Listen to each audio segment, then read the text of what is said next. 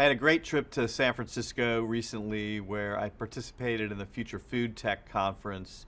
Well, I had an opportunity to be the keynote presenter. The two messages I was most trying to convey to the attendees were, first and foremost, come early, come often, talk to us before you get too far down the road. Many of these products are subject to our pre-market review programs. So I thought it was important for me not only to see what the future of food looks like in this country, but also to talk to companies about their responsibilities as it relates to pre-market review. And there may be challenges that your product has as it relates to food safety review that if we were involved earlier, we could help you spot.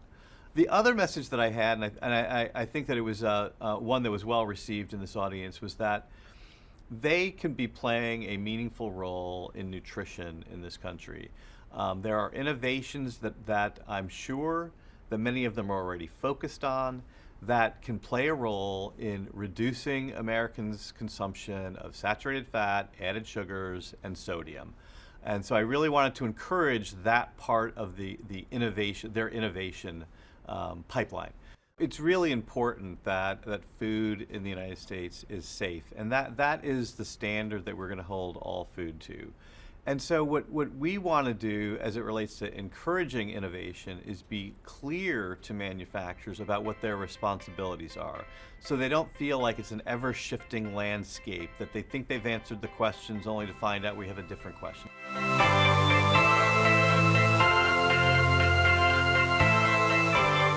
There is a lot of innovation going on in the food space these days. It was quite remarkable. Things that I certainly couldn't have imagined 5 years ago.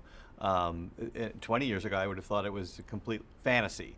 So the cell cultured, it's meat, it's seafood, it's a lot of proteins that are being pursued. Where there were dozens of companies who are attempting to make a meat product or a seafood product without a live animal. And when you think about that is quite remarkable.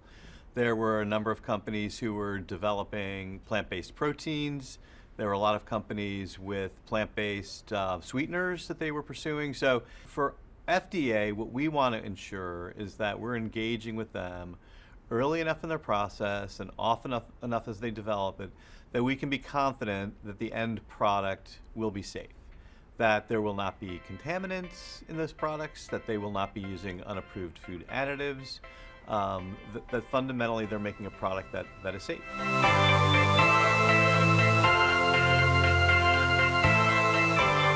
We as regulators, for us, we are going to be worried about food safety. But if you haven't seen something yet, it's tricky to know exactly what questions to ask. And so, and again, this is true across any kind of innovation. And so we've just got to really be thoughtful about what is it we're worried about, what are the questions that we have, and then work with the developers to see that they can answer our questions. Again, we're focused on ensuring that innovation or non-innovation, we're focused on food being safe. And that is where our attention is going to be.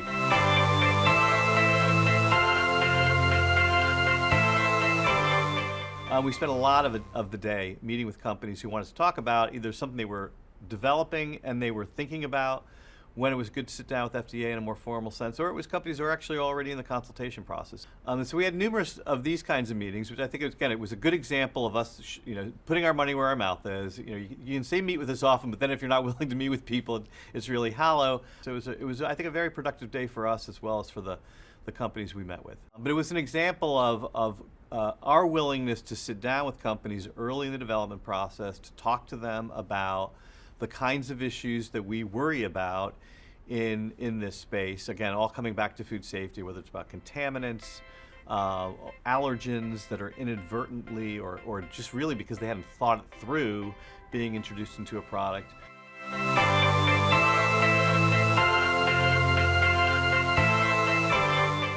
Since we were in the Bay Area, I thought it would be useful to go visit the Berkeley Green Chemistry Center, which was the first green chemistry department stood up at a major university. It's actually part of the College of Chemistry at UC Berkeley.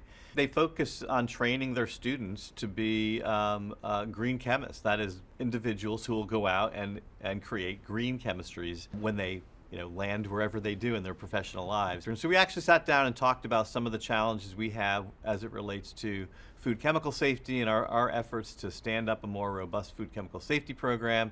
They talked a lot about their efforts to identify safer alternatives. And when you're looking at an existing chemical for possible regulation, it's really useful to understand what the safer alternatives are. It's a dialogue that I hope to continue and not just make this sort of a one-time conversation, but I think we'll continue to have this conversation with the folks at Berkeley, where they're doing this really amazing work in the green chemistry arena.